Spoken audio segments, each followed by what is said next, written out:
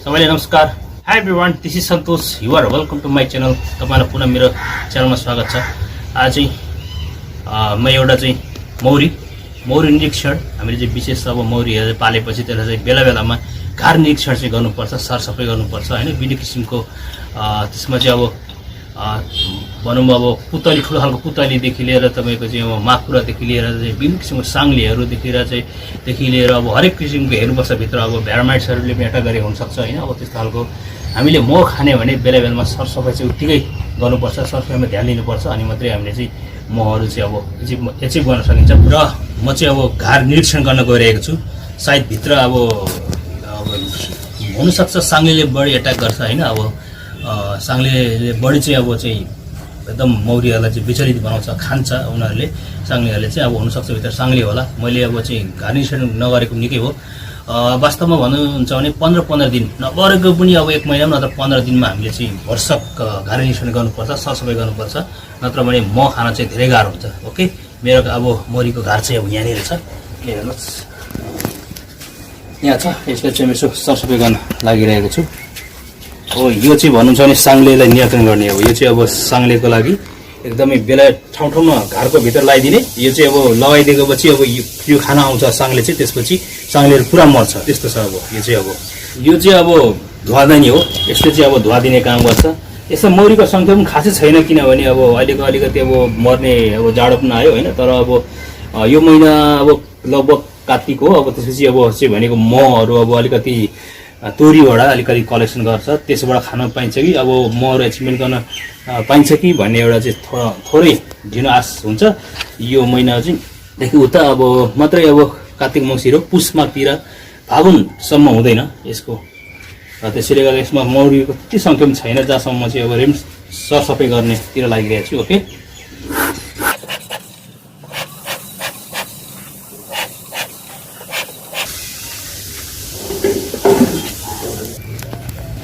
मलाई एउटाले चिलिरहेछ। चिन्नु पनि राम्रो हो, स्वास्थ्यवर्धक भन्छ। अब विभिन्न किसिमको हाड जोड्नीहरू, नसोको समस्याहरूलाई यसले चाहिँ निराकरण गर्छ भन्छ। नभन्दा चिलिहाल्यो यसले। तर यो खिल चाहिँ हामीले निकाल्नुपर्छ, नत्र भित्र इन्फेक्सन हुनसक्छ। पाक्यो भने इन्फेक्सन भएर विभिन्न किसिमको समस्याहरू आउन सक्छ। ओके,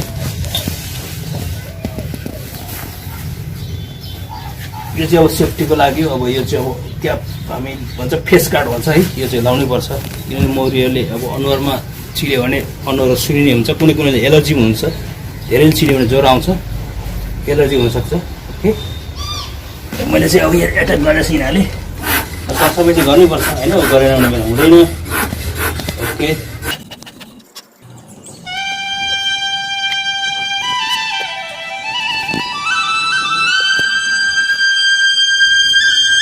भित्र चाहिँ पुरा मैलाहरू छ। हेर्नुहोस्, मैले चाहिँ यो केयर नगरेकोले हो। यो चाहिँ एकदमै केयर चाहिँ गर्नुपर्ने हो। यसलाई सरसफाइ मतलब सरसफाइ नगरेकोले तलमुनि चाहिँ हिलाएको छैन। अहिले खास चाहिँ तलमुनिबाट लाउँदै जानुपर्ने हो होइन। र यसले योभन्दा अगाडि पनि प्रगति म खासै दिएन। सबै यसबाट बच्चा हुर्काएर चाहिँ धेरै डिभाइडेड भएर गयो। म के अरे धेरै सुरु बच्चा सङ्ख्यालिक भएपछि यिनीहरूले आफै रानो बनाउँछ र उड्छ। त्यसले हुल छुट्टिएर नै सब सकिएको। यसमा गएको अलिअलि बाँकी हो। यो एउटा साङ्ले छ है। फेरि साङ्लेहरू, उयो साङ्ले हेर्नुहोस्, यहाँ साङ्ले कुद्दैछ। साङ्ले विशेष यो साङ्लेले एट्याक गर्ने भने हुँदैन। यो साङ्लेले चाहिँ पुरा हेर्नुहोस्, साङ्लेले सत्यानाश बनाउँछ। यो साङ्लेले सबैभन्दा बढी चाहिँ यिनीहरूको शत्रु भनेको साङ्ले पनि एउटा हो।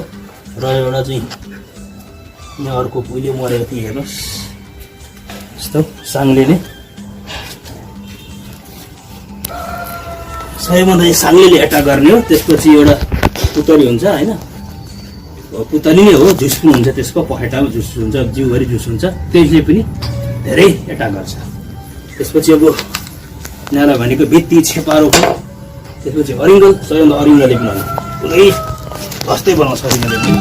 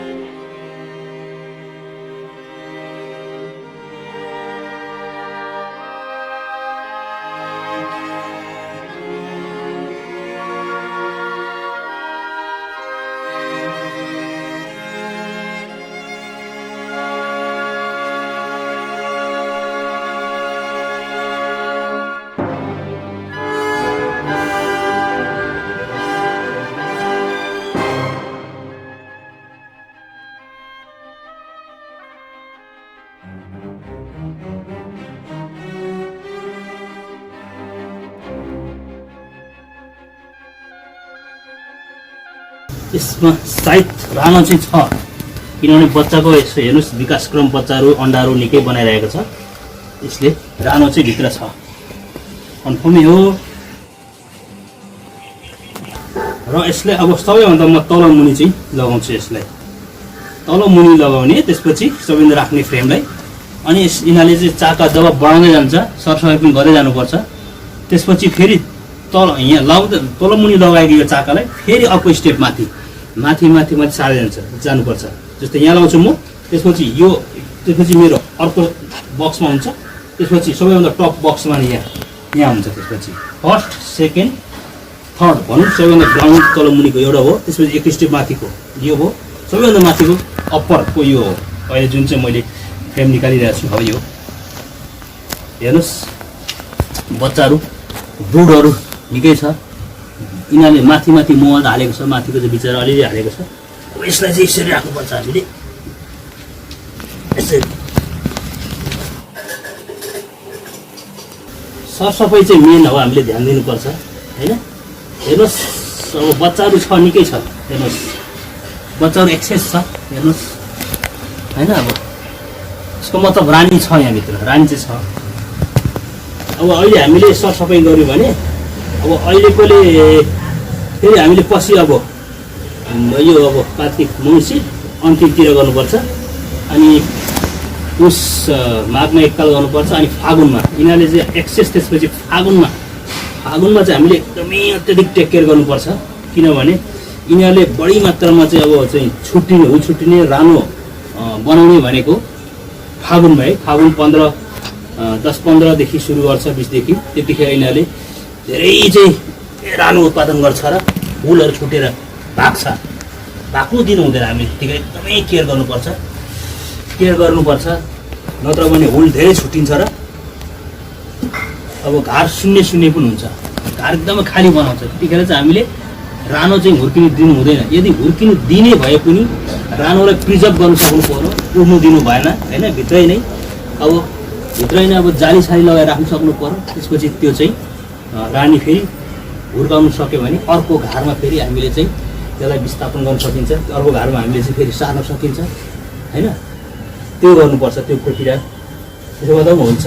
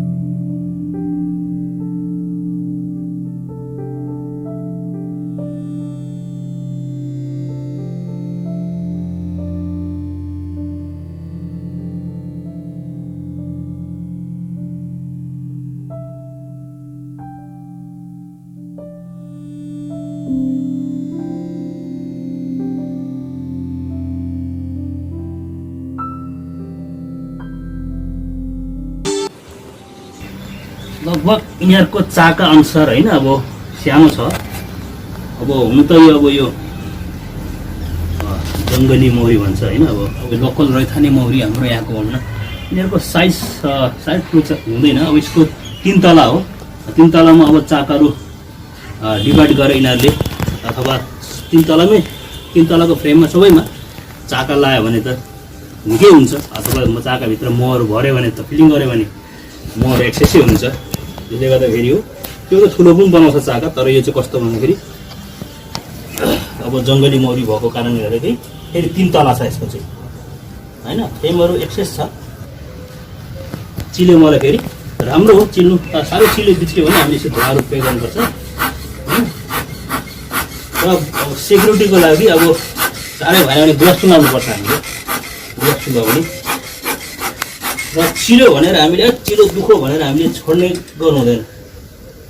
यसलाई चाहिँ बदरेसन मान्ने चिल्लो रहेछ दुःख भन्ने खालको गयो भने चाहिँ हामीले मह चाहिँ अब खानु असम्भव हुन्छ। त्यसले गर्दाखेरि दुध दिने गाईको लात्ती पनि सहनुपर्छ भने जस्तै यिनीहरूको चिल्छ 2-4वटाले। स्वास्थ्यको लागि राम्रै हो चिल्यो भने होइन। अब चिलाइलाई चाहिँ अब टोकाइलाई चाहिँ हामीले केही होइन नथिङ सम्झेर हामीले चाहिँ मौरी पाल्नुपर्छ। नत्र भने गाह्रो छ। सरसफाइ बेला बेला गर्नुपर्छ यसरी।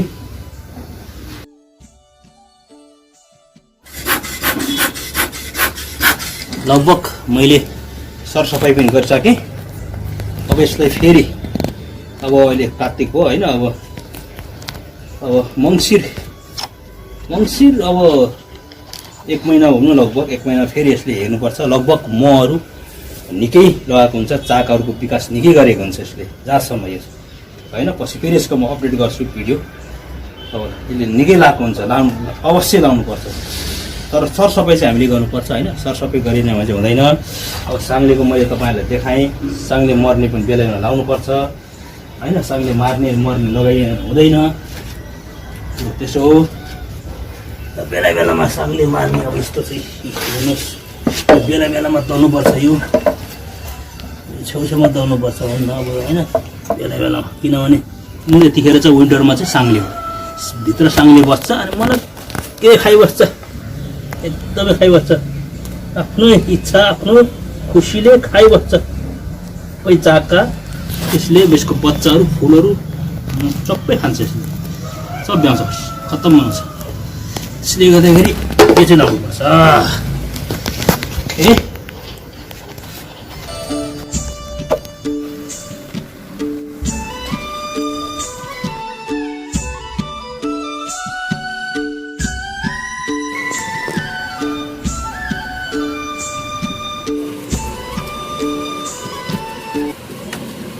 बिस्तारै यिनीहरू अब आफ्नो दुलोमा त्यसरी छिर्छ पनि र माथिबाट चाहिँ हामी छोप्नुपर्छ। अब यहाँको चाहिँ विस्थापित लगभग अब यहाँको आवाज बिस्तारै जान्छ। त्यहाँ हेर्नुहोस् यहाँ निकै छ मौरीको सङ्ख्या हेर्नुहोस् निकै छ। यसरी गोला छ। अब त्यहाँ जान्छ आफै गइहाल्छ।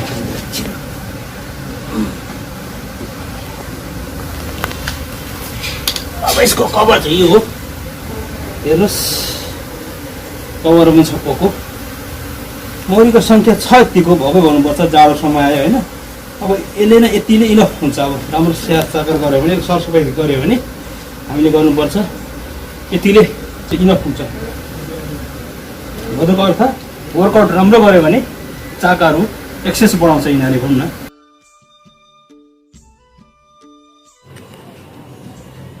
अब यो मुनि चाहिँ मैले एउटा फ्रेम निकालेको पछि यो पनि एडजस्ट भएन माथि। प्लस के गर्नुपर्छ भने अब जाडो समयमा आयो होइन। माथिबाट अलिकति तातोले कभर गर्नुपर्छ जहाँसम्म है। तातोले कभर गर्यो भने तातोले कभर गर्नुपर्छ। तातोले कभर गर्यो भने अलिकति यिनीहरूलाई जाडोमा बस्न पनि एकदम तातो न्यानो सहज हुन्छ सजिलो हुन्छ। त्यसले गर्दाखेरि हामीले वर्षकै अब विन्टर समयमा चाहिँ माथि पुरै माथिबाट तातो बाक्लो सपोज बोरा भयो अथवा बाक्लो कपडाहरूले माथिदेखि ढाकिदिनुपर्छ छोपिदिनुपर्छ। त्यो चाहिँ साह्रै राम्रो हुन्छ। त्यसो गर्दा चाहिँ उत्तम हुन्छ। ओके तल मुनि चाहिँ मैले फेरि जाली लगाएर एडजस्ट भनेर तल जाली हेर्नुहोस् जाली लगाएको छ है। जाली लगाएर माथिबाट फेरि कपडाले मौरी यो थप यो मौरीहरू चाहिँ बच्चा अब भर्खर उड्दै गरेको फ्लाइ हुनु नसकेको राम्ररी होइन अब अलिकति फ्लाइ गर्न अथवा उड्न चाहिँ प्र्याक्टिस नभएको यिनीहरू प्र्याक्टिस चाहिन्छ एक दिदी र भर्खर हेर्नुहोस् यो चाहिँ अलिकति कस्तो हुन्छ भने भर्खर हुर्केको बच्चा चाहिँ अरूभन्दा अलिकति व्हाइट कलर अफ व्हाइट कलरमा हुन्छ र त्यसको विङ्सहरू पनि एकदमै यस्तै अफ व्हाइट जस्तै हुन्छ होइन पुरा अलिक कालो कालो हुँदैन त्यसरी पनि चिनिन्छ अलिक अरू मौरीभन्दा सेतो जति मौरी छिप्पिएको त्यति मौरी चाहिँ कालो हुन्छ कालो कलरमा हुन्छ र अलिकति मौरी अरू एडल्ट मौरीभन्दा अलिकति चाहिँ अलिकति बुढो मौरी चाहिँ अलिकति सानो साइजमा पनि हुन्छ र नर्मली मौरीको आयु चाहिँ 28 दिन हो 28 दिनमा जति छ यिनीहरूले वर्कआउट गर्नुपर्ने सबै गरिसक्नुपर्छ यिनीहरूले र 28 दिनभन्दा उता चाहिँ अब लगभग मौरी बाँच्दैन होइन यस्तो हुन्छ ओके आजको चाहिँ अब भिडियो चाहिँ अब मेरो पनि आजको चाहिँ यो सानो कार्य चाहिँ अब यहीँ समाप्त गर्न चाहन्छु ओके र तपाईँलाई यो मेरो सानो कार्य कस्तो लाग्यो यदि मन पऱ्यो भने लाइक सेयर कमेन्ट र फाइनली सब्सक्राइब गरेर नोटिफिकेसन बेल दबाइदिनु होला हजुर सबैलाई अनुरोध छ okay thanks for watching this video okay bye Thanks for watching this video. If you like this video, please don't forget to like, share and comment. And finally, please subscribe my channel, hit the bell icon. Thank you so much.